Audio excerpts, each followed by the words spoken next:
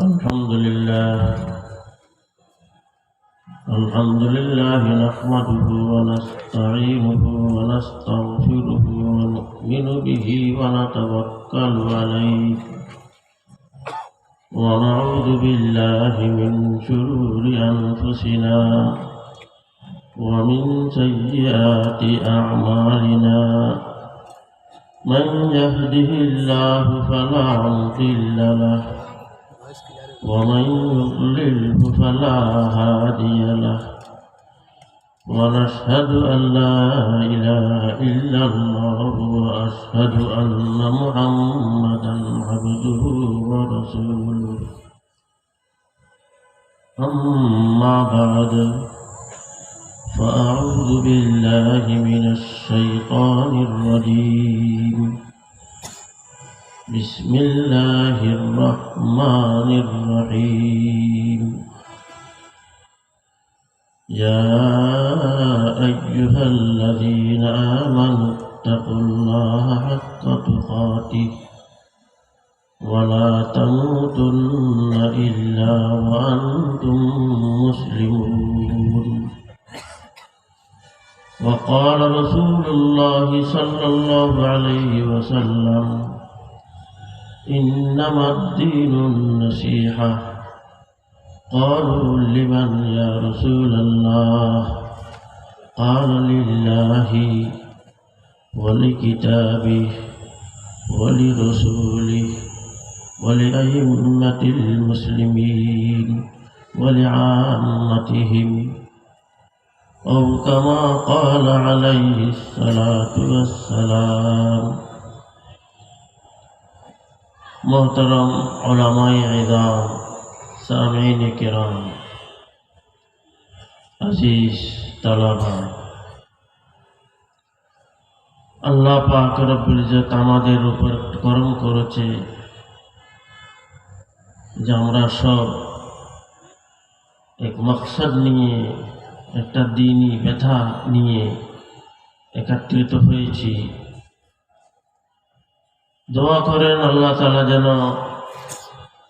যে ব্যথা নিয়ে আমরা এখানে একত্রিত হয়েছি এটাকে কবুল করে আমাদের জন্য ভবিষ্যৎ জন্য একটা মশআলে রাহ যেন হয়। আমিন। ব্যথা এই জন্য বলতেছি, এটা সাধারণ মানুষের মাহফিল নয়, এটা উলামায়ে কেরামের ইত্তেহাদ ইত্তেফাকের একটা মজলিস। সেজন্য আমি কথাবার্তা যাই কিছু ইনশাল্লাহ বলবো, ওই ধরনের কথা বলবো। উলামা আসল উম্মতের জন্য বহুত বড় রাহনুমা। যেই আলিম যেখানেই থাকবো না কেন সব নিজ নিজ এলাকার জন্য যেই দায়িত্ব পালন করতেছে, যেখানে কাজ করতেছে, সেই জন্য সেটা বিরাট একটা রাহনুমা। আমি উলামায়ে কেরামের মিসাল দিই সবসময়। এটা হলো একটা ড্রাইভারের মতো। একটা ড্রাইভার যে গাড়ি চালায় সে নিজেরও হেফাজত করে আর তার গাড়িতে যত যাত্রী আছে সবগুলোর হেফাজত করে। আর ড্রাইভারের জন্য কত ধরনের সতর্কতা এখতিয়ার করতে হয় সেটা তারাই জানে। আগে পিছিয়ে চতুর্দিকে কীরকম করে অনেকগুলো নিয়ম কানুন অনেক কিছু দেখে চলতে হয়। তা একটা ঘটনা মনে পড়ে গেল। মক্কা থেকে মদিনা যাচ্ছিলাম বাসের মধ্যে। তখন বেশিরভাগ মানুষ চিটাঙ্গেরই ছিলেন। এক কাফেলার সাথে আমরা গিয়েছিলাম বারহাম। তখন আরেকজন মানুষ, সেও আমাদের মতো একজন যাত্রী ছিল। সে আমাদের কাফেলার মধ্যে ছিল না, আলো একজন মানুষ, সেও চট্টগ্রামের মানুষ। এখন ড্রাইভার কিছু দূর যখন আগে গেল দেখতেছ ওই মানুষটা তার কাছে গিয়ে ড্রাইভার ড্রাইভারি করতেছে, তার সাথে গিয়ে কথাবার্তা বলতেছে। এই জিনিসটা কিন্তু অন্য যাত্রী যারা ছিল, আমরা যারা ছিলাম, সবাই এটা খারাপ মনে করতেছিল যে এ ড্রাইভারি করতেছি, তুমি গিয়ে তার সাথে গিয়ে কেন কথাবার্তা বলতেছ। আর আমাদের মধ্যে অনেককে বলতেছিল ওই চট্টগ্রামের ভাষায়, তুই ইতার লোদের ফেরফার দিকিলে, জানি তুমি তার সাথে গিয়ে কেন, ও তো ড্রাইভারি করতে দাও। তখন ও কিন্তু কিছু বলে নেই, তখন কিন্তু কিছু বলে নেই। সে যখন এক জায়গায় গাড়ি দাঁড়িয়েছে, দাঁড়ানোর পর ওই আসল ড্রাইভার যখন সে নেমে গেল, তখন যাত্রীদেরকে খেতাব করে সে বলল, চট্টগ্রাম ভাষায় বলেছে, সেও পুরাতন মানুষ, পুরন ড্রাইভার, বলতেছে এই ড্রাইভার ইটে চুরোর, ইটে ড্রাইভারি করে ঠিক, কিন্তু এটা কি রে, জুরোর। যদি ড্রাইভার তার ড্রাইভারি অবস্থা যদি ঘুম আসে, তাহলে সে নিজেরও হালাকত আর সমস্ত যাত্রীর হালাকত। তখন আমরা বুঝতে পারলাম যে সে তার সাথে কথা এই জন্য বলতেছে যেন তার জন্য ঘুম না আসে। আর এইটাই স্বাভাবিক। এই উলামায়ে কেরাম উম্মতের বড় রাহনুমা। হযরত মুফতি ফয়জুল্লাহ সাহেব রহমতুল্লাহ আলাইহি সবসময় বলতেন উলামায়ে কেরামকে যে আপনারা ঠিক হলে বাকি সব ঠিক হয়ে যাবে। আপনারা হলেন মতবু আর জনগণ হলো তাবে। তো যখন আপনারা মজবুত, আপনাদের উপর অনেকগুলো কাজ, প্রত্যেক জিনিসের মধ্যে একটু এহতিয়াত করতে হবে। এহতিয়াতের জন্য সর্ব দামি মূল্যবান জিনিস হলো মানুষের অন্তর। অন্তরের মধ্যে যদি দুনিয়াদারি আসে, দুনিয়ার মহব্বত আসে, তাহলে ওই অন্তরের মধ্যে কি থাকবে, একটু ত্রুটি থাকবে, খারাপই থাকবে। যদিও কাজ করবে সে, কিন্তু সঠিক কাজ হওয়ার জন্য সঠিক যেরকম চিন্তা ফিকির থাকার দরকার, অন্তরের মধ্যে যেরকম তার চেরাগ হিদায়াত জ্বলার দরকার, ওই জিনিসটা না থাকার কারণে বড় সমস্যা। হযরত মাওলানা রশিদ আহমদ গঙ্গোহী রহমতুল্লাহ আলাইহি, হযরত মাওলানা কাসিম নানতবী রহমতুল্লাহ আলাইহি, হযরত মাওলানা আশরাফ আলী থানভী রহমতুল্লাহ আলাইহি, এনাদের মধ্যে ইলমের কোনো কমি ছিল না, বড় আলেম ছিলেন। তারপরেও ওনারা হাজী ইমদাদুল্লাহ মুহাজির মক্কি রহমতুল্লাহ আলাইহির কাছে গেলেন। কেন গেলেন? যাওয়ার উদ্দেশ্য হলো অন্তরের মধ্যে যখন একটা চেরাগে হিদায়াত থাকবে, রৌশন দিলি যাকে বলা হয়, ওই জিনিসটা যখন থাকবে, সে সঠিক পথের মধ্যে থাকবে, সে ডাইনে বাইরে সে যাবে না। সঠিক পথে থাকার জন্য, জমে থাকার জন্য অন্তরের কাইফিয়ত, অন্তরের অবস্থা ভালো হওয়া বেশি জরুরি। হযরত তারি সিদ্দিক সাহেব বাঁধবী রহমতুল্লাহ আলাইহি, ইনি অসুস্থ ছিলেন। আসলে কিন্তু অসুস্থ মানে ওই রকম অসুস্থ নয় যেটা শারীরিক অসুস্থ। লোকেরা মনে করেছে ওনার শারীরিক অবস্থা খারাপ, তার জন্য ডাক্তার কাছে নিয়ে গেলেন, ডাক্তারকে ভর্তি করে দিয়েছে লখনৌ হসপিটাল মধ্যে। আসলে কিন্তু ওনার অন্য একটা কাইফিয়ত তারি হয়ে গেছিল। যে কাইফিয়ত উনি ওনার তারি হলো, সেটা আমি আসতেছে বলতেছি, একটু বলি। ডাক্তাররা তো চিকিৎসা করতেছে শারীরিক, কিন্তু ওনার অন্তরের মধ্যে যে একটা জ্বলন ছিল, যেমন না কেউ বলতেছে জ্বলন তুনে দি হে মেরে দিল মে আরব, জ্বলন তুনে দি হে মেরে দিল মে আরব, জ্বলন কি দওয়া ভি পিলা দিজিয়ে। অন্তরের মধ্যে যখন দোস্ত বুজুর্গ দিনে হামিয়ত, দিনী জজবা চেরাগে হৃদয় যখন অন্তর মধ্যে জ্বলবে তখন তাদের দুনিয়াবি কাইফিয়ত, তাদের কলবি কাইফিয়ত অন্য ধরনের হবে।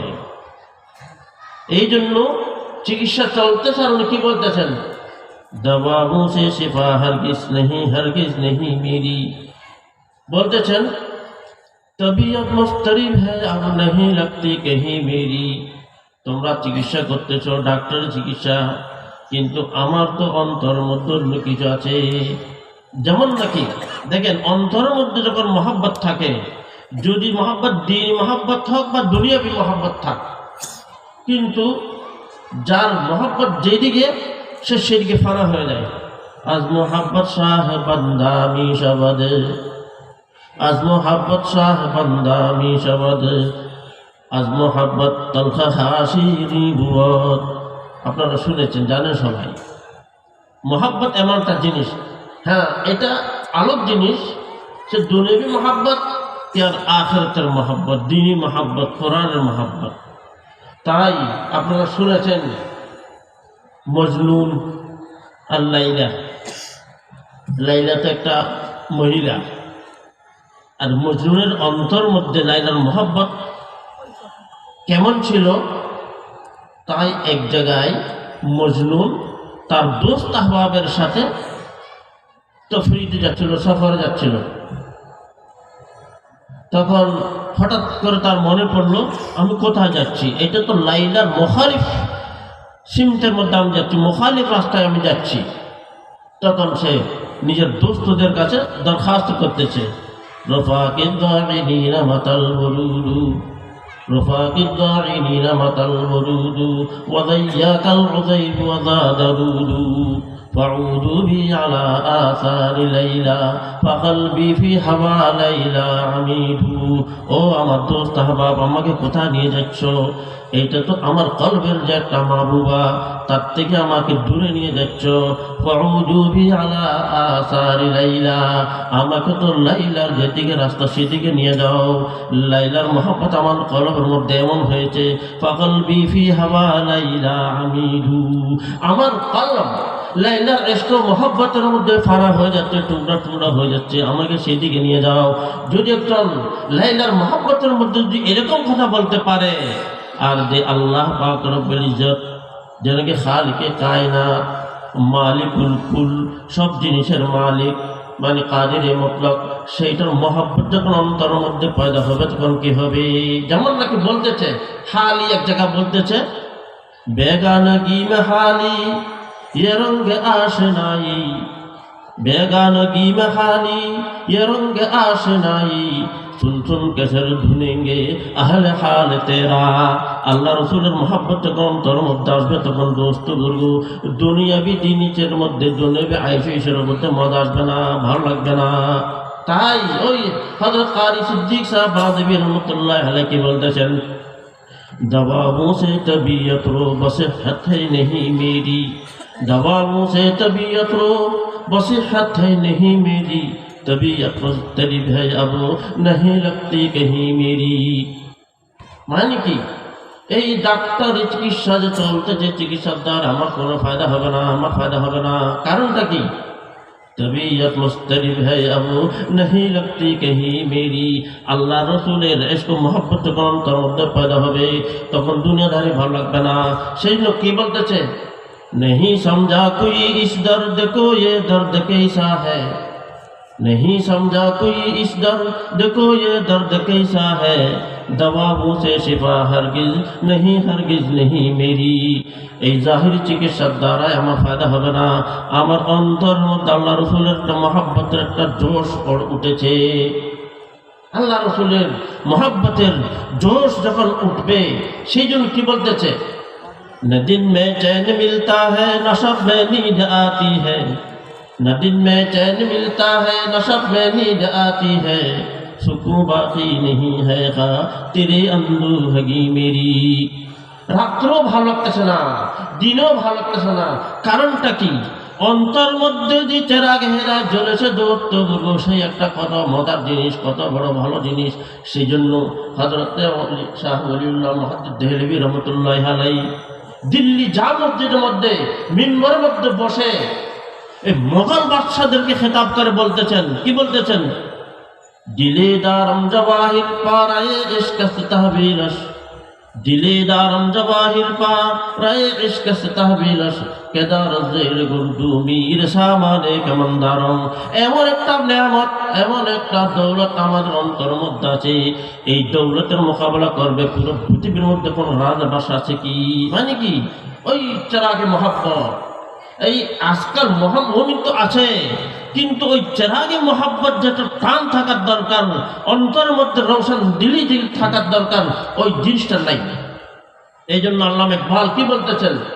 না মুমিন है ना मुमिन की अमीरी, ना मुमिन है ना मुमिन की अमीरी, रहा सूफी गई रोशन ज़मीरी, खुदा से फिर वही क़ल्ब जिगर मांग, नहीं मुमकिन अमीरी बेफकीरी। ওই অন্তর এইটা যখন ঠিক হবে তখন সব কাজ ঠিক হবে। অন্তর মধ্যে চেরাগ হেদায়েত পয়দা করার জন্য কি করতে হবে? ওই আহারে দিল আহলুল্লাহর কাজ যেতে হবে। যেমন নাকি হযরত কারি সিদ্দিক সাহেব আলিম রহমাতুল্লাহ আলাইহি কি বলতেছেন? মতায়ে দর্দ দিল জো মিল গই মুশকিল সে মিলতি হ্যায়, মতায়ে দর্দ দিল জো মিল গই মুশকিল সে মিলতি হ্যায়, খুদা কা ফজল है हालत तो ऐसी थी नहीं मेरी। মতায়ে দর্দ দিল ওই মতলব রোশন দিলি, এই যে রোশন দিলি এটা হাসিল করার জন্য অনেক চেষ্টা করতে হবে। তার একটা ঘটনা মনে পড়ে গেছে, সিরাজি রহমতুল্লাহ আলাইহি লিখেছেন এক জায়গায় যে একটা বুলবুল পাখি, তার মুখের মধ্যে গোলাপ ফুল, কত সুন্দর একটা ফুল মুখের মধ্যে আছে, ওই অবস্থার মধ্যে সে কান্নাকাটি শুরু করে দিয়েছে, কাঁদতেছে সে, ওই অবস্থায় সে কাঁদে। তখন শায়েখ জোবান হালকে সামনে রেখে বলতেছে, এখন তো এটা তোমার খুশির সময়, তোমার মাহবুবের সাথে তোমার মোলাকাত, তুমি ফুলের উপরে সবসময় গিরবিরে থাকো, আশিক থাকো, আজকে ফুল তোমার মুখের মধ্যে আছে, এটা তো খুশির সময়, এটা তো মুসাররতের ঘড়ি সময়, তুমি এই সময় কেন কান্নাকাটি করতেছ? তো শায়ের বলতেছে, বুলবুলে বর্গে গুলে খুশ রঙে দরমিন কারদাস, বুলবুলে বর্গে গুলে খুশ রঙে দরমিন কারদাস, वंदरा बरगोलमा खुश नाला है जारदास, गुफ्त महतर आईने बसली नाला को फरियाद टीस, गुफ्त मारा जलवे मा सुगदर ई कारदास। তার মতলব হলো সুন্দর একটা গোলাপ ফুল তার মুখের মধ্যে আছে, এই অবস্থায় সে কান্নাকাটি করতেছে। তো বললাম এই সময় তো তোমার বেসালের সময়, তোমার মাহবুবের সাথে তোমার মোলাকাত হচ্ছে, তুমি ফুলের উপরে আশিক থাকো, আজকে ফুল যখন তোমার মুখের মধ্যে আছে, এখন কান্নাকাটির সময় তো নয়, এটা তো খুশির সময়। গুফতে মুহতারাইনে বসলি না লাহু ফরিয়াদতিস, গুফতে মারা জলবে মা সুখদর ই কারদাস। তার কথা হলো এই ফুল যখন আমার মুখের থেকে অনেক দূরে ছিল, ফুলের ছিল সৌন্দর্যটা দেখেছিলাম, কিন্তু এখন যখন ফুল আমার মুখের মধ্যে এসেছে, ফুলের মধ্যে কিরকম কিরকম গুণ আছে, কিরকম সিফাত আছে, এইগুলো আমি এখন অনুভব করতেছি। এই আমার মাশুকের গুণ, মাশুকের সিফাত, এগুলো আমাকে কান্নাকাটির মধ্যে লাগিয়ে দিয়েছে। গুফতে মারা জলবে মাশুক দরনি কারদাস, আমাকে এই কাজের মধ্যে লাগিয়ে দিয়েছে। আসল কথা হলো এই ওয়াকিয়াটার এটা তরজমানি হলো কিসের? কোরআনে কারীম মধ্যে এসেছে, ইন্নামা ইয়াখশাল্লাহ মিন ইবাদিহিল উলামা, ইন্নামা ইয়াখশাল্লাহ মিন ইবাদিহিল উলামা। আল্লাহকে সঠিকভাবে যাদের অন্তর মধ্যে খশিয়ত থাকবে, সঠিক ভয় যার থাকবে, সেটা হলো ওলামাদের মধ্যে। কারণটা কি? ওলামাদেরকে আল্লাহ তাআলা ইলম দান করেছে, ওলামাদের মধ্যে আল্লাহ তাআলা জানকারি দিয়েছে। আল্লাহর জাত ও সিফাতকে যতটুকু ওলামায়ে কেরাম জানতে পারে, আর কেউ সেরকম জানতে পারবে না। আর আল্লাহকে যত বেশি জানবে, যত জানকারি থাকবে, যত ইয়াকিন থাকবে, সেই হিসেবে তারা আল্লাহর গুণগান করবে। এই জন্য বলতেছে ইন্নামা ইয়াখশাল্লাহ মিন ইবাদিহিল উলামা, ওলামায়ে কেরাম। তো তাই বলতেছি, দেখেন আমি তো বলতে লাইলে মজনুর কথা বলছিলাম। এই মজনু এক জায়গায়, মজনুরের বাপ তাকে নিয়ে গেল, মানে কাবা শরীফে গেলাম ধরে কাঁদার জন্য। বা আল্লাহর কাছে দোয়া করো তোমার অন্তর থেকে যেন লাইলার মোহাব্বত চলে যায়, এরকম জন্য তো দোয়া করো। এখন গেল কাবার সঙ্গে গেলাম ধরে, আর মজনুন বাপ মজনুনকে বলেছে তুমি বলো আল্লাহুম্মা আরিফনি মিন লাইলা ওয়া হুব্বিহা, এটা বলো ইয়া আল্লাহ আমার অন্তর থেকে লাইলার মোহাব্বত দূর করে দেন, শেষ করে দেন, যেন আমি সুকুন সাথে জিন্দেগি কাটাতে পারি। আল্লাহুম্মা আরিফনি মিন লাইলা ওয়া হুব্বিহা, এটা বলো। আর সে মজনু কি বলতেছে আল্লাহুম্মা আরহামনি বিলাইলা ওয়া হুব্বিহা, আল্লাহুম্মা আরহামনি বিলাইলা ওয়া হুব্বিহা, আয় আল্লাহ আমাকে লাইলার মোহাব্বতের দ্বারা আমার অন্তরকে আবাদ করেন, আমার লাইলার মোহাব্বত আরো বেশি হবে, লাইলার মোহাব্বত আরো বেশি হবে। তাই আমাদের অন্তরের মধ্যে দোস্ত বুজুর্গ, এই যে হাদিস এসেছে মান আহাব্বা দুনিয়াহু আযাররা বিআখিরাতিহি ওয়া মান আহাব্বা আখিরাতাহু আযাররা বিদুনিয়া, যে কলব জিগরের মধ্যে যে অন্তর মধ্যে দোস্ত বুজুর্গ দুনিয়ার মোহাব্বত থাকবে, সে আখিরাতের মামলার মধ্যে বহুত দুর্বল থাকবে, কমজোর থাকবে, আখিরাতের গুরুত্ব থাকবে না। ওয়া মান আহাব্বা আখিরাতাহু আযাররা বিদুনিয়া, যে কলব জিগরের মধ্যে দোস্ত বুজুর্গ আল্লাহ রাসূলের মোহাব্বত থাকবে, মোহাব্বতের চেরাগ থাকবে, সেই অন্তরওয়ালা দুনিয়াবি মামলার মধ্যে দুর্বল থাকবে, দুনিয়াকে গুরুত্ব দিবে না। অন্তর যখন মোহাব্বত আসে, তা একটা ঘটনা বলি। জুনায়েদ বাগদাদী রহমতুল্লাহর নাম শুনেছেন? জুনায়েদ বাগদাদী বেলায়েতের বহুত বড় ওলিউল্লাহ ছিলেন। ও কিন্তু প্রথম হযরত হারুন রহমতুল্লাহ আলাইহির ওখানে শাহী পেহলওয়ান ছিলেন, বহুত বড় পেহলওয়ান। এমনকি ওনার সাথে মোকাবেলা করার জন্য বড় বড় পেহলওয়ান, বড় শক্তিমান মানুষ ওর সাথে হিম্মত করতো না। সেই সময়ের মধ্যে একজন বুড়ো মানুষ, সাধারণ একজন মানুষ, সে বল আমি এই জুনায়েদ বাগদাদী শাহী পেহলওয়ানের সাথে মোকাবেলা করব। এখন এটা হাস্যকর কথা হলো না, বড় বড় শক্তি যাদের আছে তারাই হিম্মত করে না। বুড়ো মিয়া যাতে বাতাসের ধাক্কা দিয়ে পড়ে যায়, এরকম একটা দুর্বল মানুষ, কমজোর মানুষ, শরীর শক্তি নাই, সে নাকি তার সাথে মোকাবেলা করবে। বলছে না আমি মোকাবেলা করব। এখন সময় জায়গা সবকিছু তাই হয়ে গেছে। এখন ওই মঞ্জারটা দেখার জন্য অনেক মানুষ, একদম বুড়া মানুষ, একদম শাহী পেহলওয়ান শক্তিমান, তার সাথে মোকাবেলা করবে। এখন এদিকের থেকে ওই জুনায়েদ বাগদাদী আসলেন, এদিকের থেকে ওই বুড়ো মিয়া আসছেন। বুড়ো মিয়া আসার পর জুনায়েদ বাগদাদীকে কানের মধ্যে একটা কথা বলেছে। কি বলতেছে? ও জুনায়েদ বাগদাদী, তোমার শরীরে বড় শক্তি আছে, আমার মধ্যে শারীরিকভাবে কোনো শক্তি নাই, আমি শক্তি যে তোমার সাথে মোকাবেলা করতে পারবো না। কিন্তু একটা কথা মনে রাখবে, আমি আল্লাহর নবীর বংশের মানুষ, আমি আল্লাহর নবীর বংশের মানুষ। আমার যে আমার পেটে ভাত নাই, আমি অভাব, আমার মধ্যে কষ্ট আছে। আজকে যদি তুমি পরাজয় হয়ে যাও, আমাকে যদি জিতিয়ে দিবে, আমাকে যদি তুমি বিজয় করবে, তাহলে একটু পুরস্কার পাবো, এই পুরস্কার জন্য আমি এসেছি। এই কথা বলতে না বলতে ওনার অন্তর মধ্যে কৈফিয়ত পরিবর্তন হয়ে গেছে, যার মোকাবেলা হলো। দেখো মোকাবেলা হয়তো পড়ে গেছে, কে? জুনায়েদ বাগদাদী হেরে গেলেন। এখন জুনায়েদ একবার যখন হেরে গেলেন, তখন মানুষ দেখছি ব্যাপার, এত বড় শাহী পেহলওয়ান, এত বড় মিয়া বুড়ো মিয়ার সাথে পারতেছে না, আর যারা পিঠ লেগে যায় মাটিতে মানুষ হেরে গেছে। বলছেন আবার দিতে মোকাবেলা, এরকম করে একবার দুবার তিনবার হেরে গেলেন। আসল ঘটনা কি? এখানে মোকাবেলা কিসের মোকাবেলা হচ্ছে না? শক্তির মোকাবেলা হচ্ছে না, এখানে তো মোকাবেলা হচ্ছে মোহাব্বত কি বাজি ও বাজি হে দানিশ, मोहब्बत की बाजी व बाजी है दानिश के खुद हार जाने को जी चाहता है। এখানে মোহাব্বতের মোকাবেলা চলতেছে, এইখানে কিন্তু শক্তির মোকাবেলা নয়। যদি শক্তির মোকাবেলা হতো তাহলে তো পারতেন না। কিন্তু মোহাব্বত যখন বলছে নবীর বংশের মানুষ, আমি এটা আজকে যদি তুমি হেরে যাও তাহলে আমি কিছু পুরস্কার পাবো, অন্তর মধ্যে কাইফিয়ত এমন পরিবর্তন হয়ে গেল, সে দুনিয়াকে লাথি মেরেছে। তখন পুরস্কারের কোনো কি রাখে নাই, গুরুত্ব দেয় নাই। তাই বলতেছি অন্তর মধ্যে যখন দ্বীনি মোহাব্বত, দ্বীনি আদমত পয়দা হবে, দুনিয়ার কোনো গুরুত্ব থাকে না।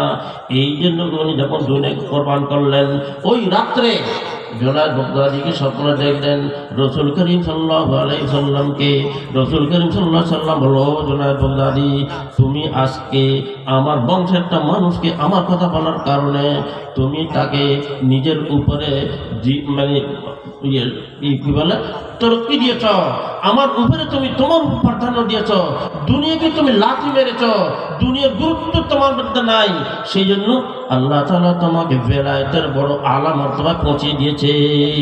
চিন্তা করে, আসল আমরা দুনিয়ার মধ্যে এসেছি, দুনিয়াটাকে আমাদের অন্তর মধ্যে এত বেশি গালিব হয়ে গেছে, যেটা আমাদের অন্তরে যেটা থাকার দরকার ওই জিনিসটা নাই। আর যখন ওই জিনিসটা আসে তখন দুনিয়াটাকেও ভালো করে দেয়। গালিব একটা শের বলছিল, গালিব বলেছে, इश्क ने गालिब निकम्मा कर दिया वरना हम भी आदमी थे काम के। এই দুনিয়া বিয়াশক মোহাব্বত আমাকে গুমরাহ করে দিল, আমাকে নাকাম করে দিল। इश्क ने गालिब निकम्मा कर दिया वरना हम भी आदमी थे काम के। না হলে আমি তো কাজের মানুষ ছিলাম, আমাকে কিন্তু এই দুনিয়া বিয়াশক মোহাব্বতে কমজোর করে দিয়েছে, দুর্বল করে দিয়েছে, নাকাম করে দিয়েছে। কিন্তু এই শেরটা যখন হযরত মুহাম্মদ সাহেব রাহমাতুল্লাহর কাছে গিয়েছে, উনি কি বললেন? इश्क ने गालिब मुजल्ला कर दिया, इश्क ने गालिब मुजल्ला कर दिया वरना हम भी आदमी थे नाम के।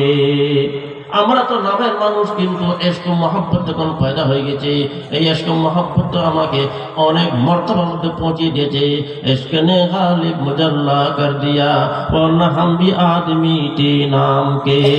একটা নামের মানুষ ছিলাম, তাই বলতেছি দোস্ত বুজুর্গ, যখন নাকি ওই হযরত কারি সিদ্দিক সাহেব বান্দেবী রহমতুল্লাহ আলাইহি এই দুনিয়ার ব্যাপার কি বলেছেন, আগে ওই অনেকগুলো আশার বছর দিকে যাচ্ছি না, উনি পরে বলতেছেন কি, ये दुनियादार फानी है फकत एक ख्वाब है सबका, ये दुनियादार फानी है फकत एक ख्वाब है सबका, जो देखा गौर से मैंने तो आंखें खुल गई मेरी। এই দুনিয়াবি চোখ যখন আছে দোস্তবর্গ, দুনিয়ার গুরুত্ব বেশি। যখন এই চোখ যখন বন্ধ হবে, আখিরাত যখন চোখ খুলবে, তখন বুঝতে পারবে দুনিয়া অবাস্তব। যেমন করে মিশাল দিয়ে বলছেন, একটা মানুষ শুয়ে আছে, বাজাহির দেখা যাচ্ছে সে আরামে শুয়ে আছে, অথচ সে স্বপ্ন দেখতেছে। স্বপ্ন আবার দুই প্রকার হয়, অনেক সময় ভালো স্বপ্ন দেখে তার তবিয়তের মুআফিক, অনেক সময় দেখে তার খেলাফ, তবিয়তের খেলাফ। সে গাড়িতে পড়তেছে, পানিতে ডুবতেছে, আগুনে জ্বলতেছে, এই ধরনের কি দেখে স্বপ্ন দেখে।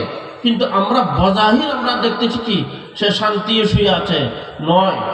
কিন্তু একটা জিনিস স্বপ্ন যখন দেখে তখন মানুষ সেটাকে বাস্তব মনে করে, যখন স্বপ্ন দেখবে তখন ওটাকে বাস্তব মনে করে, তখন এটা মনে করে না আমি তো স্বপ্ন দেখতেছি, এটা অবাস্তব জিনিস নয়। যখন চোখ খুলবে, ঘুম ভাঙবে, তখনই বুঝতে পারা হয় এটা তো অবাস্তব জিনিস। তদ্রুপ এই দুনিয়াবি জিন্দগির কথা বলতেছেন, ये दुनियादार फानी है फकत एक ख्वाब है सबका, जुदे का गौर से मैंने तो आंखें खुल गई मेरी। যখন নাকি আমার চোখ খুলে দিল, আখিরাতের চোখ যখন খুলবে, তখন দুনিয়ার ব্যাপারে মনে করবে এইটা তো অবাস্তব দুনিয়া, কি করেছিলাম, কি করার দরকার ছিল, কি করে এসেছি। এই জন্য দোস্তবর্গ আমাদের একটা ফিকির করার দরকার। আমাদেরকে আল্লাহ তাআলা অন্তর দিয়েছে, কিন্তু এই অন্তর বলাকে আহলে দিল বলা হয় না। আহলে দিল কাদেরকে বলে? অন্তর তো আল্লাহ সবাইকে দিয়েছে, দিল তো সবাইকে দিয়েছে। এই সবাইকে যে দিল দিয়েছে এগুলোকে দিল, আহলে দিল বলা হয় না ইসতিলাহের মধ্যে। আহলে দিল কাদেরকে বলে? শায়েরে বলতেছে, আহলে দিল আকাশ কে হাকারামি দেহে দে, আহলে দিল আকাশ কে হাকারামি দেহে দে, দিল তারা কে দিল রামি দেহে দে। আহলে দিল ওদেরকে বলা হয় যারা নিজের অন্তরকে দিল দেনে वाला, যে আল্লাহ পাক রব্বুল ইজ্জতকে হাওয়ালা করে। মানে কি আল্লাহর হুকুমের মোতাবেক সব কাজ করবে, আল্লাহ যা বলে তাই করবে, মানে তার খেলাফ করবে না। আসল কথা হলো কি, এই জিনিসটা অর্জন করার জন্য আমাদেরকে আহলে দিল কাজ যেতে হবে, আহলে ইলম কাজ যেতে হবে। যেমন নাকি হাফিজ জৌনপুরি রহমতুল্লাহ আলাইহি, হযরত খাজা আজিজুল হাসান মুজ্জুব রহমতুল্লাহ আলাইহি, জিগর মুরাদাবাদী হালি, মনে করেন এই যে শাহিদ, এরা শাহিদ ছিল বড় দুনিয়াবি তালিম ইয়াফতা ছিলেন, বড় শাহিদ ছিলেন। কিন্তু হযরত থানভী রহমতুল্লাহ আলাইহি যখন গেলেন, তাদের অন্তর কাইফিয়ত পরিবর্তন হয়ে গেছে। তাই হাফিজ জৌনপুরের ঘটনা লেগেছে। সে বড় আবারা ছিল, মদ পান করত, দাড়ি কাটত, প্যান্ট করে চলত, শরীয়তের কোনো পাশলে হাত তার মধ্যে ছিল না, শরীয়তের বিরুদ্ধে সব কিছু করতো, শরীয়ত ভালো লাগতো না, কিন্তু মুসলমান ছিল। আখির বয়সের মধ্যে একটা ফিকির পয়দা হয়ে গেছে, এই অবস্থায় যদি আমি মরি, আমাদের মৃত্যু হয়, কি অবস্থা হবে, আল্লাহ তাআলা তো ছাড়বে না, এখন কি করি? তখন ওই জমানার মধ্যে যারা বড় বুড়ো ছিল তাদের সাথে মশওয়ারা নিয়েছে, তার থেকে মশওয়ারা নিল। মশওয়ারা যখন নিয়েছে তখন লোকেরা বলছে তুমি থানা বন যাও, আশরাফ আলী থানভী রহমতুল্লাহর কাছে যাও, ওখানে গেলে হয়তো তোমার অন্তর মধ্যে আস্তে আস্তে তবদিল আসবে, তো পরিবর্তন আসবে। এখন ওইখান থেকে রওনা হলেন।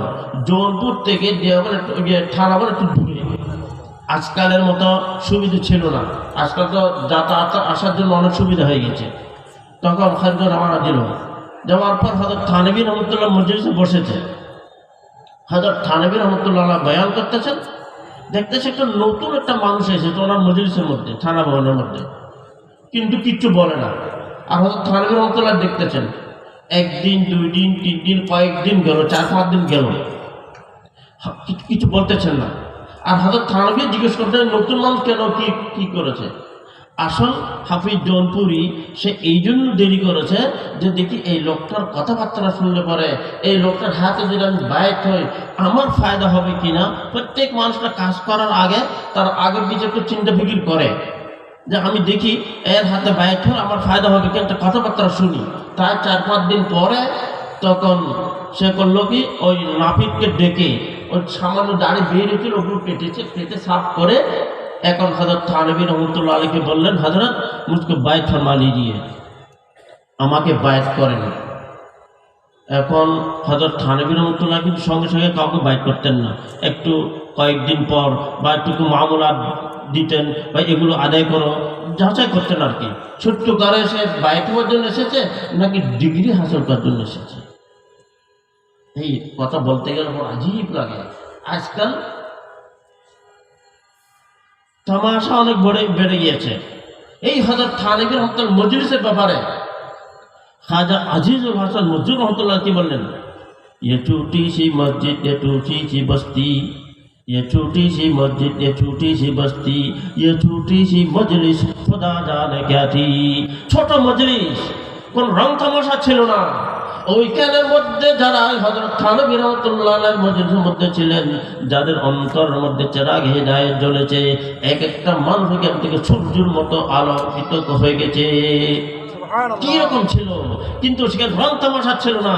আজকাল রং তামাশা বেশি, অনুষ্ঠান বেশি, ফাংশন বেশি, মানে কিন্তু আসল যে কাজটা যেটা হওয়ার দরকার ওইটার তো পাওয়া যাচ্ছে না। বারহাল তো বলতেছিলাম এই হাফিজ জৌনপুরি তখন বললেন হযরত থানভী রহমতুল্লাহ আলাইহি, हज़रत थानवी एतराज कर लें, जो तुम बैत होने के लिए जब आए थे तुम्हारे चेहरे में थोड़ा नूर निकला था, इसको भी तुमने कटवा दिया। তুমি যখন বায়াতের জন্য এসেছো, বেটা তো বায়াত হওয়ার মতলব হলো লাইনের মধ্যে থাকা, শরীয়তের মোতাবেক কাজ করা, তুমি তার খেলাফ কেন করেছো? দাড়ি কেন কেটেছো? সামনে তো নূর বের হয়েছে, সেগুলো কেন তুমি কেটে ফেলেছো? তখন কি বললেন হযরত, आप हकीमुल उम्मत हैं और मैं मरीजुल उम्मत हूँ। आपने हकीमुल उम्मत, উম্মতের রূহানি চিকিৎসা আপনি করেন, আপনি বড় ডাক্তার। আমি তো উম্মতের মধ্যে বড় পাপী, বড় গুনাহগার। আমি হলাম একটা রোগী, আমি রোগীর মধ্যে অনেক রোগ আছে। আমার রোগ যদি আপনি জানতে না পারেন, আমার চিকিৎসা কেমন করে করবেন? আমার মধ্যে অনেকগুলো রোগ আছে, তার মধ্যে এইটাও একটা। কি? দাড়ি কাটার অভ্যাস আছে আমার, এইটা কেমন করে ছুটে? এই জন্য কথা মাকুল বলেছে হযরত থানভী রাহমাতুল্লাহ আলাইহি, সঙ্গে সঙ্গে তাকে বায়াত করলেন। বায়াত করার পর এখন জৌনপুর চলে গেল, নিজ এলাকায় চলে গেল, কাজে লেগে গিয়েছে। ওইখানে আবার 1.5 বছর পর হযরত থানভী রাহমাতুল্লাহ আলাইহির মাহফিল হচ্ছে, ওয়াজ। এখন দেখতেছে মাঝখানে একটা মানুষ, সাদা দাড়ি, একদম ফেরেশতার মতো লাগে দেখতে, লেবাস, শরীফি লেবাস, চিনে যাচ্ছে না, আর কাঁদতেছে খুব। হযরত থানভী রাহমাতুল্লাহ আলাইহি বয়ান চলতেছে, সে কাঁদতেছে। আসল ঘটনা কি? আগে তো দিলের কৈফিয়ত অন্য ধরনের ছিল, এখন যখন হযরত থানবী রাহমাতুল্লাহ আলাইহির সাথে যখন সুহবত ইখতিয়ার করেছে, বায়াত হয়েছে, বায়াত হওয়ার কারণে অন্তরের মধ্যে একটা চেরাগে হিদায়াত জ্বলেছে, রোশন দিলে হাসিল হয়ে গেছে। তখন যেমন নাকি কোরআন কারীমের মধ্যে আছে, ওয়া ইযা তুলিয়াত আলাইহিম আয়াতুহু যাদাতহুম ঈমানা, অন্তরের মধ্যে যদি চেরাগ হিদায়াত থাকে তো বুজুর্গ, তখন কোরআন কারীমের আদব বেড়ে যাবে, তখন মানুষের চোখের পানি বের হবে, অন্তর একটা মানে নরম হবে, অন্তর আবেগ থেকে মানুষ কাঁদবে। এই জন্য হযরত থানবী রাহমাতুল্লাহ আলাইহি যেরকম আহলে দিল আহলে ইলম এর বয়ান হচ্ছে, আর সে কাঁদতে খুব বারবার তার কথা কাঁদতেছে, আর হযরত থানবী রাহমাতুল্লাহ আলাইহি দেখতেছে একটা মানুষ এরকম কাঁদতেছে, কারণটা কি? তখন পরে জিজ্ঞেস করলেন এই মানুষটা কে? তখন লোকেরা বলছে হযরত ইউ হাফিজ জৌনপুরি, যে 1.5 বছর আগে বায়াত হয়ে আসছিল। তখন হযরত থানবী রাহমাতুল্লাহ চিনবেন কেমন করে? তখন তো দাড়ি ছিল না, এখন তো সাদা দাড়ি, কি রকম অবস্থা, ফেরেশতার মতো লাগে দেখতে। তখন হযরত থানবী রাহমাতুল্লাহ খুব মনে ভালো, আলহামদুলিল্লাহ। এখন ওই জৌনপুরি হাফিজ জৌনপুরের অবস্থা দেখেন, ঘরের মধ্যে তনহাই অবস্থা, কেহ নাই, কিন্তু গুণা যে জিন্দগিতে করেছিল ওনার কথা মনে হচ্ছে, ইস্তেজার হচ্ছে। এখন কি বলতেছে, মেরি ফুলকা সিয়াহকারি তো দেখো, মেরি ফুলকা সিয়াহকারি তো দেখো, खुदा की शान सत्तारी तो देखो, गड़ा जाता हूँ जीते जी जमी पर, गुनाहों की गिराबारी तो देखो, हुआ बैत हफीज अशरफ अली से, बई गफलत ये होशियारी तो देखो। मानी की আমি আমার জিন্দগির মধ্যে অনেক গুনাহ করেছি, এমন প্রকাশ্যভাবে গুনাহ করেছি, অনেক অপ্রকাশ্যভাবে গুনাহ করেছি, এমনকি সগীরা কবিরা গুনাহ করতে করতে গুনার পাহাড় আমার মাথার উপর আছে। কিন্তু খোদায় পাক রব্বুল ইজ্জত আরহামুর রাহিমিন আকরামুল আকরামিন, সে আমাকে কিন্তু আল্লাহর জমিনের মধ্যে আমি নিয়ামত ভোগ করতেছি, কিন্তু আল্লাহ তাআলা আমাকে গ্রেফত করেন নাই, আমাকে শাস্তি দেন নাই। আল্লাহ আমাকে কি দিয়েছে? ছাড় দিয়েছে। मेरी फुल्का सियाहकारी तो देखो, खुदा की शान सत्तारी तो देखो। আল্লাহ পাক রব্বুল ইজ্জত আমার গুনার উপরে পর্দা রেখেছেন, আমাকে মুআখাযা করেন, আমাকে ধরেন নাই। আর কি বলতেছে, গড়া जाता हूँ जीते जी जमी पर, गुनाहों की गिराबारी तो देखो। এমন এমন গুনাহ করেছি, গুনাহ করতে করতে গুনার পাহাড় আমার মাথার উপরে এমন আছে, যেমন নাকি আমি মাটির মধ্যে নিজেই মেন গেড়ে যাচ্ছে গুনার ভোজনের কারণে। গড়া जाता हूँ जी जमी पर, गुनाहों की गिराबारी तो देखो। এমন গুনাহ করেছি, গুনার কত বড় ওজন, আমি এই ওজন কারণে মনে হচ্ছে আমি মাটিতে দফন হয়ে যাচ্ছি। কিন্তু হুয়া বায়াত হাফিজ আশরাফ আলী সে, হুয়া বায়াত হাফিজ আশরাফ আলী সে, এই হাফিজ জৌনপুরি আশরাফ আলীর কাছে কি হয়েছে? বায়াত হয়েছে। বড়ি গফলত কি হুঁশিয়ারি তো দেখো। এত বড় গাফিল, এত বড় ফাসিক, এত বড় ফাজিল, এত গুনাহ করেছে জিন্দগি ভর, কিন্তু গুনাহ করার পরেও কিন্তু একটা হুঁশিয়ারের কাজ করেছে, সমঝদারের কাজ করেছে। কি সমঝদারের কাজ করেছে? আশরাফ আলীর হাতে কি হলো? বায়াত হলো। সেই জন্য বলতেছি দোস্ত বুজুর্গ, আমাদের অন্তরের অবস্থা ভালো করার জন্য একটু আহলুল্লাহর কাছে যেতে হবে, আর একটা কাজ করতে হবে, সেটা হলো আমরা যেটাকে গুনাহ মনে করি, গুনাহ থেকে দূরে সরে থাকতে হবে, গুনাহ থেকে দূরে সরে থাকতে হবে। যখন আহিস্তা আহিস্তা গুনাহ থেকে দূরে সরে থাকবো, আহলুল্লাহ আহলে দিলের কাছে যখন আমরা ওদের সাথে সম্পর্ক কায়েম করবো, আহিস্তা আহিস্তা অটোমেটিক আমাদের কিছু করতে হবে না, খুব বহুত অন্তরের মধ্যে পরিবর্তন আসবে। যেমন নাকি একজন মানুষ হযরত থানবী রাহমাতুল্লাহ আলাইহি গেল, গিয়ে বলতে, হযরত আমার রাগ বেশি, অত্যন্ত রাগ, এমন রাগ আসলে পরে সেটা আমি সহ্য করতে পারি না, আর আমার পরিবার যারা আছে তাদের তো অবস্থা, তাদের আযাব হয়ে যায় যদি আমার রাগ আসে, এইরকম রাগ। কিন্তু কি করা যায়? তো হযরত থানবী রাহমাতুল্লাহ আলাইহি বললেন, মোহাম্মদ জহুরুল হাসান কাকুরবি একজন মৌলানা, ওনার কাছে যাবে, ওনার সাথে একটু উঠা বসা করবে, সালাম দোয়া করবে। এখন সে লোকটা গেল, ওনার সাথে উঠা বসা করলো। উঠা বসা করার পর বেশ কিছুদিন পর হযরত থানবী রাহমাতুল্লাহ কাছে এসে ওই লোকটা বললেন, হযরত আল্লাহ আপনাকে আপনার হায়াত দারাজ করুক, আমার মধ্যে এখন রাগ বলতে কিছুই নেই, রাগ একদম চলে গেছে। আমাকে যদি কেউ গালি দেয়, গালিগুলোজ করে কেউ, তো আমি মনে করি সত্যিকার আমার মধ্যে ত্রুটি আছে, সেই জন্য গালিগুলো করতেছে, আমার এই ভুল। আমাকে সংশোধন হওয়ার দরকার। আর আমার উপরে কেউ রাগ করলে অবশ্যই রাগ করাটা তার জায়েজ, আমার মধ্যে ত্রুটি আছে সেই জন্য। এখন কিন্তু একটা জিনিস বোঝা হলে হযরত আমার মধ্যে এইরকম পরিবর্তন কেমন করে আসলো, অথচ যার কথা বললেন তা করবি, ওনার সাথে গেলে ওনার কাছে উঠা বসা করবি, কোনোদিন আমাকে নসিহত করেন নাই ভাই রাগ করবেন না, রাগ করা ভালো জিনিস নয়, রাগের ব্যাপারে গোস্বার ব্যাপারে কোনো কথাই বলেন নাই। কিন্তু আমার মধ্যে এরকম পরিবর্তন কেমন করে আসলো? তখন হযরত থানভী রাহমাতুল্লাহ আলাইহি বললেন, যার কথা বলেছি তার মধ্যে রাগ বলতেই নেই, সে মাটির তবিয়ত, মাটির তবিয়ত, তার মধ্যে রাগ নাই। আর আপনারা জানেন তো সোহবতে সালেহ তোরা সালেহ কুলত, সোহবতে তালেহ তোরা তালেহ কুলত, মানে কি ভালো মানুষ সাথে থাকলে আহিস্তা আহিস্তা অন্তর মধ্যে কি আসে, পরিবর্তন আসে। তাই ওর মধ্যে রাগ নাই, তুমি তার সাথে উঠা বসা করেছ, তোমার মধ্যে এই আসর এসেছে। কেন আসবে না?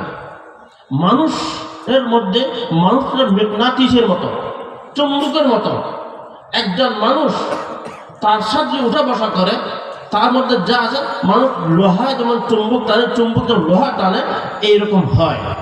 আপনারা শুনেন না এই গুলিস্তার মধ্যে একটা ওই দিবাচার মধ্যে একটা ঘটনা লেগেছে। সাধারণ মাটি ফুলের সাথে থাকার কারণে সে মাটিটা কি হয়ে গেছে, খুশবুদার হয়ে গেছে। গিলে খুশবু ইয়াদার হাম্মামে রোদে, গিলে খুশবু ইয়াদার হাম্মামে রোদে, রসি দস্ত মাহবুবে বদস্তম, বদু গুফতন কা মুস্কিয়া আবিরি কে আজ বয়ে দিলা বিদে তুমস্তম, বগুফতামান গিলে নাতি জাহাস্তম, ওয়ালেকিন মুদ্দতে বাগুল নসিস্তম, জামালে হাম নসিদর মান আসর করদ, ওয়াগার নামান হুমা খাকম কে হাস্তম। আমি তো মাটি, ফুলের সাথে থাকার কারণে আমার মধ্যে যেমন গুণ, আমার মধ্যে খুশবু এসে গেছে, তদ্রূপ মানুষ যদি মানুষের সাথে থাকে, যদি আহলুল্লাহ আহলে দিলকা থাকে, অন্তর মতো অবশ্যই তবদিলে আসবে। আরেকটা কাজ, গুনাহ থেকে একটু বাঁচতে হবে, স্বাভাবিক মানুষের থেকে দূরে থাকতে হবে। তাই কিতাবের মধ্যে ঘটনা লেগেছে, একজন বুজুর্গ মানুষ দেখতেছে পাহাড়ের মধ্যে, জঙ্গলের মধ্যে, গর্তের মধ্যে বসে বসে জিন্দেগি কাটাচ্ছে। বুজুর্গেরি দামান্দর কো সারে, বুজুর্গেরি দামান্দর কো সারে, নশিস্তা আজ জাহাদর কুঞ্জগারে, चरा गुफ्तम बशहर अंदर नयाई के बारे बंदाज बर दिल कुशाई, बगुफ्ता जात परी रोजान लगजन, चुगिल बिसियार जुद पीलान लगजन। तार मतलब हलो একটা বুজুর্গকে দেখেছি, সে পাহাড়ের মধ্যে জঙ্গলের মধ্যে বসে বসে আল্লাহ আল্লাহ করতেছে, মানুষের থেকে আলোক থালক সে আছে। তো কেউ বলতেছে চেরা গুফতম বা শাহরান্দার নায়াই, তুমি শহরের মধ্যে আসো না কেন? মানুষ যেন স্বাভাবিক মানুষ সাথে থাকে, তুমি সেরকম আশা উঠা বসা করো না কেন? চেরা গুফতম বা শাহরান্দার নায়াই কেবারে বন্দাজ বার দিল কোশাই। অন্তর মধ্যে মানুষের অনেক আঘাত থাকে, অনেক ধরনের চিন্তা ফিকির থাকে, অনেক ধরনের দুঃখ থাকে। যদি কেউ মানুষের যখন বলবে একটু গম হালকা হয়, কারণ চিন্তা হালকা হয়, ফিকির দুঃখ হয়, নরম হয়। তাই বলতেছি তুমি আমাদের সাথে আসো না কেন? তখন কি বলতেছে, বগুফতাজা পরিলু ইয়ান লাগজন, বগুফতাজা পরিলু ইয়ান লাগজন, তুকিল বিশিয়ার শুধু পিলান লাগজন। হাতি যে চলে, যদি কাদো যদি বেশি হয়, অতিরিক্ত হয়, হাতি কি হয়, পড়ে যায়। তাই ওই শহরের মধ্যে গুনাহ রাখা বেশি, অনেক গুনাহ, অনেক ধরনের কথা, একজন মানুষকে গুনার দিকে দাবাত করতেছে, গুনার দিকে দাবিত করতেছে। এই জন্য যখন বড় বড় পেহলওয়ান হলেও, অনেক বড় বড় হাতির মতো হলেও, অত বড় মজবুত ইমানদার হলেও একটু কি আসে, তবদিলে আসে, অনেক সময় পড়ে যায়। তাই বলতেছি গুনার আসবাব থেকে একটু দূরে থাকতে হবে। আর কি করতে হবে? ওই আহলুল্লাহ সাথে, আল্লাহ ওয়ালার সাথে সোহবত ইখতিয়ার করতে হবে। দোস্ত বলবো, আমাদের জিন্দগি মামলা আমি কথা শেষ করতেছি। আমাদের জিন্দগিটা কয়দিন?